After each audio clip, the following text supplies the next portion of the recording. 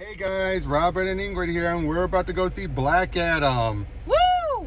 And what's your expectations? Any at all? I don't really have any, to be honest. I only vaguely know who Black Adam is like the context of the comics, and then there's like that teaser when we watched Shazam a while back, but other than that, it's kind of a blank slate. But you know about The Rock though, right? Dwayne The Rock Johnson?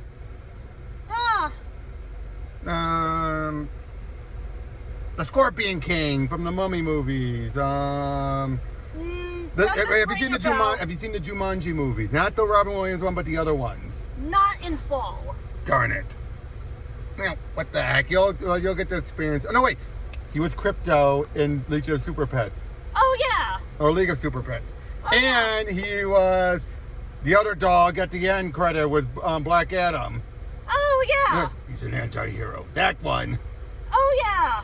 So yeah, we'll get to see him in this one, but yeah, we'll let you know how it all is. Not much we can say going into it. I'm excited for it, big time. So we'll see you all then. Hey guys, we just got out and it was good. It was really good. Was it perfect? No, but it was definitely a good movie. There was some good substance in there. Now, I've heard people say this was written 15 years ago and they haven't changed the script. It shows. Yeah. That was a bad thing. Now, the cast was great. Yeah. Great cast. I mean, Pierce Brosnan stole the scene every time he was in there as Fate, wasn't he? Mm-hmm. And of course, you have Dwayne The Rock Johnson as Black Adam. He nailed the guy. Indeed. Although I wasn't a fan of them trying to have it be like trying to do his catchphrase. I mean, it worked to a degree, but it was also a little, didn't it feel a little off, some of the humor. The humor was good, but even at the same time, you're like, yeah, you both like it, and you both cringe at it. Because it's just like, it's funny, but it's like really right there. Right, especially the bit where, they're trying to get we'll explain a bit more, but he's trying to get a bad guy and everything, and he tosses him. Fate shows up saying like, I can break his mind. Oh, you killed him, did he? Ah! He didn't make it. That was funny, but at the same time, you're like, again, I mean, I got the biggest laugh. Yeah, that definitely was one of the funniest jokes, but it just kind of... It's both funny, and yet you cringe at it because it's from the guy who's supposed to be so serious, right? Mm-hmm. It's like you laugh because you know it's The Rock. That's the moment where he's The Rock, not Black Adam. Yeah. Would you agree with that? That's a moment I think I would agree with that, yeah. You have Hawkman, Cyclones, Atom Smasher. I gotta say, Cyclone and Atom Smasher were good, but at the same time, they also felt a little... Oh, crap. I'll be right back. Sorry about that, guys. So sorry. I left my comics, the prequel comics for this, in the theater, so I had to run back and grab them. But yeah, again, I was about to say, Cyclone and Atom Smasher, they were good, but they weren't needed. Yeah, they kind of just were there. I mean, I get it. If you wanted to be the Justice Society, you need more than just 2 members. But it's just... They were well done. Especially Atom Smasher. He was, and they were both the dark. He was really endearing. Especially, I know, especially like, I'm coming. Ah, jeez. And then he made up for it because he actually kept smash Black Adam down. Okay, let's start at the beginning. We start 5,000 years ago during the Egyptian time. Well, even before that, would you say? Yeah. But in Kahndaq, of course. And basically we have an evil king, not a pharaoh, a king, and he basically forces all of his people to dig up this element, Eternium, in which that's also one of the big things they don't go into detail on. Did you notice that? It's just kind of, this is just the... Apparently this is the plot stuff. And apparently though it can harm Adam, but they never fall out say it, they just show it. Which I both like and don't like. Yeah. I liked it when it was first revealed. But they never bring it up. They just show it twice. Did you have noticed that? Like... Not really. Exactly my point. But then of course, this young boy who, okay, as I said, he was the champion at first. And he ends up saving everyone. Now, obviously there's all spoilers, obviously. I'm going to have it on the top. It's going to clearly be a spoiler video, but basically he became the champion first, and Adam was his father. And he ended up being the champion of the people, but then they attacked and killed his mother and really wounded his father. Of course, he shared his power with his father, but in doing so, it reverted him back to normal, and he was assassinated, which led to Adam going and killing the king. And there's this crown made of that element that's supposed to turn him into basically Sargo. Yeah, a demon, or a champion of the demons. And basically then, but he lost control, and thus the Wizard Council, and yes, we have Shazam in here, obviously, they seal him away. Now, of course, no one knew that the champion and the destroyer were two separate beings. They didn't know about the destruction part. All they knew about was the champion. So, I don't, how do you say her name? Adriana. Yeah, and and she has been studying it, and she wants to get the crown of her because Inner Gang is there. Now, this could have been any of DC's current criminal organizations, but she wants it to get rid of it, to hide it, so Inner Gang wouldn't get it. Unfortunately, what she didn't know until a little later, one of her crew members was a traitor. He's the leader of the section of Inner Gang in Kahndaq.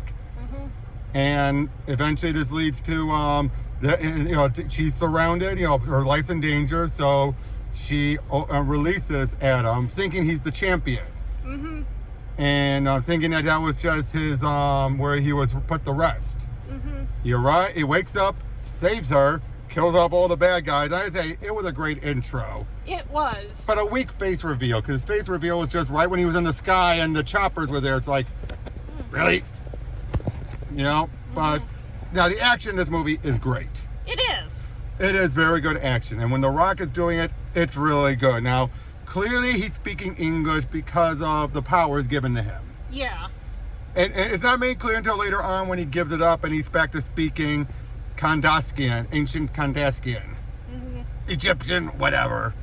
But he takes out a bunch of the Inner Gang, and of course, Amanda Waller and her crew pick up on it, and they give the Justice Society the heads up. Now, would you say she was ordering them, or do you think she was just pointing them at it? Kind of get the vibe she was ordering them, which that makes me not feel so good for Amanda Waller or the Wall ordering them around. But yeah, we have Hawkman. I loved Hawkman here. Hawkman was great. And we have Dr. Fate. Again, Pierce Brosnan stole the show, like I said earlier.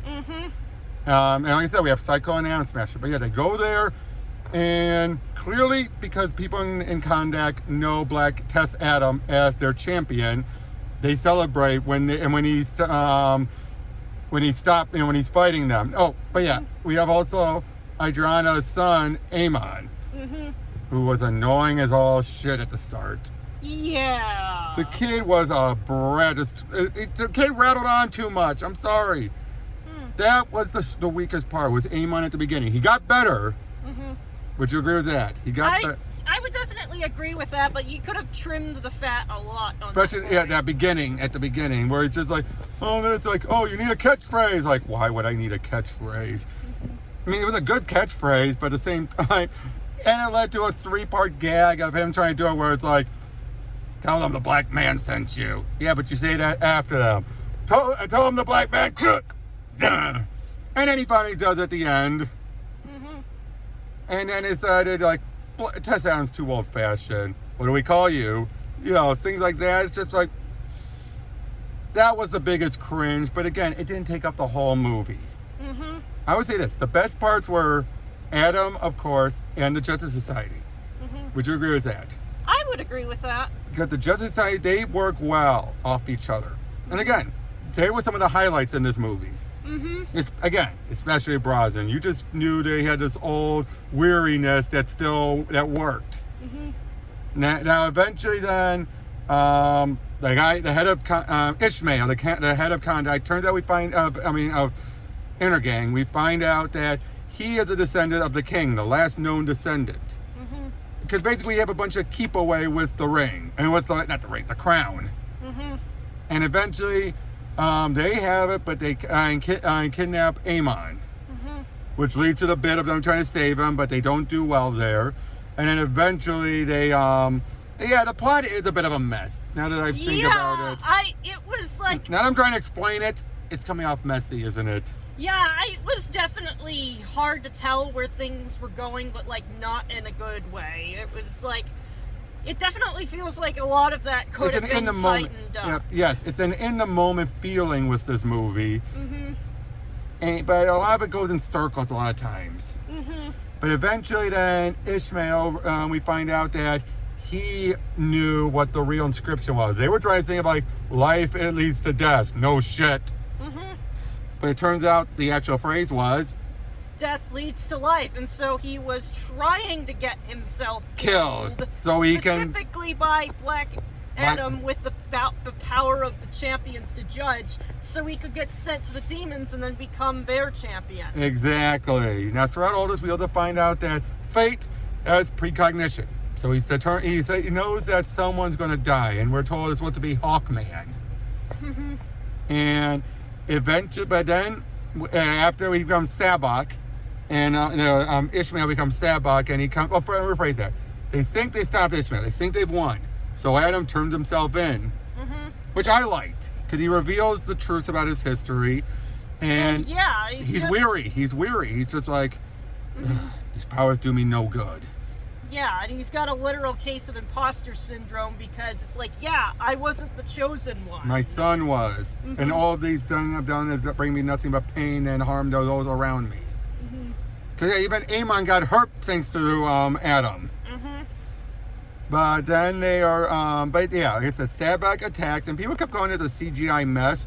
Wasn't that much of a mess. I mean, no, I'd say it was pretty well choreographed, actually. Now, Sabbac did pop out more than anything else. Would you agree with that? Like, he kind of stood out. That's fair. And the undead were cringy.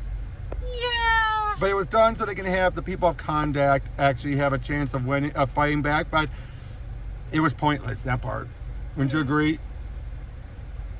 Yeah, I've seen that kind of thing done better. Like, remember Legend of Vox Machina, where Pike sort of made all of the people's Whitestone's weapons shiny so that they could fight back against the undead?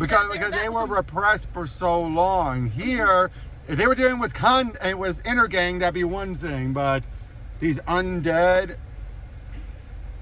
and the fact that undead went down way too easily. Yeah, it's just. It's cool in concept, but we've seen it done better before. Yeah, exactly. But yeah, Adam now Fate does sacrifice himself so that Hawkman doesn't die. And then they trick us for a second. Because at the moment where we see the vision that Fate kept on having, we're like, oh crap. But then it turns out, oh nope, turns out hey guys, sorry we got cut off like that. My battery died, and I ran out of space, I mean. So, anyway. So, like we were saying, and it turned out we kept on seeing that Hawkman was going to die. So then we think it happened. So we thought, oh no, Fate died for nothing. Nope. It was all an illusion because he knew a few spells from Fate. Like you were saying, that was a great twist, wasn't it? Yeah, it was really clever. It's just like, yeah, no, that's exactly how you'd pull off a prophecy twist like that. It does. And thanks to that, they're able to grab on the Sabbac while Adam is able to pull him up and then rip him in half. And yeah, that was a pretty fantastic finish, I have to say. It was, like, and yeah, tell him the man in black sent you. And then it ends, and then we get the stinger, where we see Amanda Waller tells him, you can stay in Kahndaq, but you don't leave it. Who can stop me? I can say, and no one on Earth is more powerful. I know people who aren't on Earth. And then Superman shows up. We need to talk. That was a great ending. But overall, I give it a 7. 7.5 if I'm being generous. Yeah, it's like, it had there was definitely some solid content in there, but it just really needed the fat trimmed and the rough edges sanded out. Yep, it needed a rewrite. Now, I will say this, it was good for a script that's 15 years old. But the superhero movie space has evolved so much since then. Yes, exactly. And now, Is it worth being a 50% on critics from Rotten Tomatoes? No. No, it is not that bad. It should be a fresh. It should be a fresh, but I think so many people are so used to the Marvel bias that they seem to be more hostile towards DC when it's not perfect. Yeah, it's just like, this wasn't a bad movie. There's a lot of cringe, though. There's a lot of cringe, but there's definitely been worse hits in the MCU than this movie. And this fit alongside Shazam. Mm-hmm. Didn't it? It did. So, yeah. Not much else we can really add on to this, is there? Just go out and see it, guys. It's really good, well acted. It could use improvements, but you're not going to be disappointed. Well, I don't feel like I wasted my money exactly. on this movie. So we'll see you all on the next one.